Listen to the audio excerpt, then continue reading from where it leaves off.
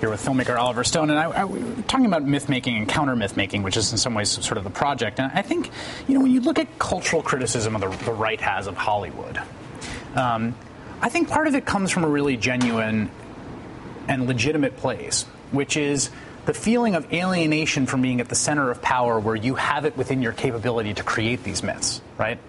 And there's something incredibly powerful about having to be Oliver Stone and make films that people see.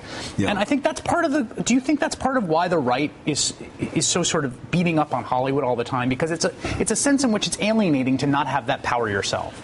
I don't know what they're talking about. They have been exerting their power over the American imagination since the beginning of the century. I mean, Hollywood was originally fairly left, although there was many people on the conservative side, like Griffith did The Birth of a Nation. But by the 1930s and the 40s, there was a left-leaning group that were making wonderful films. All the Frank Capra films. A lot of the writers were communists. The writer of Mr. Smith Goes to Washington, which we quoted in our series. We compare him to Henry Wallace, the Jimmy Stewart character. Beautiful. And all these people were outed after, in the late 40s, they were embarrassed by their credits that they had received in the 30s. And there was these committees set up in Washington to drive all the so-called communist element out of Hollywood. And the leaders of the studios were awful in their labor policies. Walt Disney, Mayer, and they're regarded as legends. They were horrible people, what they did to the workers of Hollywood, actors and labor. And then through the 1950s, we went through a heavy anti-communist film period. It was like 50 films were made ridiculing communism. The first film made about the atomic bomb was called The End or the Beginning, the Beginning or the End, I think it was called.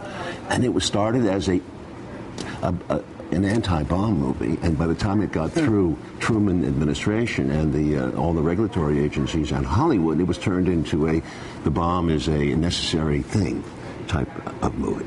And this went on. John Wayne, you forget. I mean, he fought communists. He fought Japanese. Do you think that's true today? How would you characterize if someone came here from another country and had no experience with Hollywood, and they said, what are the politics like of Hollywood? I think they're very right. I think by the time you hit Rambo and you hit Stallone's nonsense where he goes to foreign countries and he kills thousands of foreigners trying to free somebody for a MIA, or you go to Somalia and where the Black Hawk Down, and you remember the movie? They butcher like hundreds of black people, and they're heroes, and some of them are killed, and the movie dwells on how they're slowly dying heroically, the white men, but the black men are all getting slaughtered around them.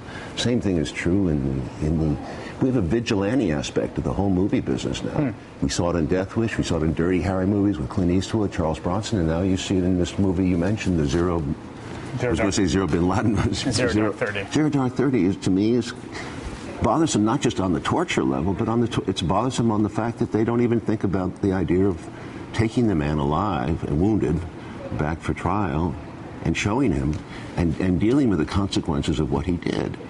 That kind of open discussion would have been very helpful to them. It would have been like Nuremberg, which is a very important. That was one of the best movies, actually, The Judgment at Nuremberg. They took the Nazis, they unmasked them, they diminished them, and we understood it better. Well, we never dealt with that. We just killed him, threw his body into the sea, and walk away. We never talk about it. There's no discussion about it. So you think what I'm hearing from you is that there's this sort of strain of kind of the supremacy of violence and vigilantism that runs through the way Hollywood all the way thinks through, about. And that's been the money-making thing. The films I do are the counter. They're in the minority by far. The Platoon movie, which was able to come out against that whole wave of MIA movies, and it was recognized at the time, but it was a brief period of about 10 years. I did Born on the 4th of July the same way.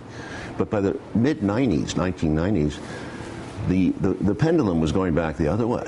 And when we discovered the World War II generation, we made D-Day and the Saving Private Ryan, we made D-Day the climax of World War II. That was a very interesting moment. It was the triumphalism of George Bush, the first, and the Bill Clinton era. It actually presages it by just a year or two. And if you look at Bush, the second, I mean, he was obviously very influenced by the film because it was that rah-rah spirit. But Black Hawk Down came out in 2001, and we showed that in our series. We cut to it.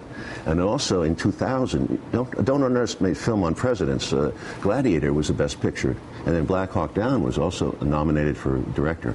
So these two films were very, emblematic of a period when power and might were once again in ascendancy. In the same way that Patton, by the way, influenced Nixon to go into Cambodia. He saw the movie several times with George Scott. I don't know if you remember it, but it's a very, again, in front of the big pro-American. Americans don't lose. You know, Americans hate to lose. You have this new series called The Untold History of the United States.